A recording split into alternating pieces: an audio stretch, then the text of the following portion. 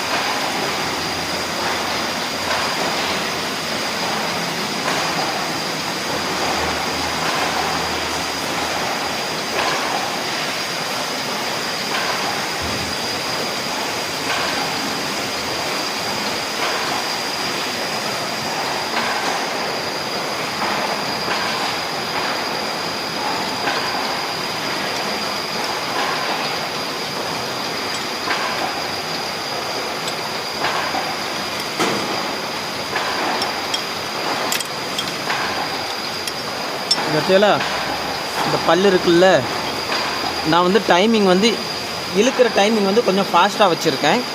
அதனால் என்னென்னாக்கி முதல்ல பல் உள்ளே போயிடுச்சு. ஆனால் அந்த டைமுக்கு வந்து இந்த பல் வந்து இந்த பல்லோட வந்து மேட்ச் ஆகணும். சரியா? அதான் டைமிங்கு. இப்போ பாருங்கள்.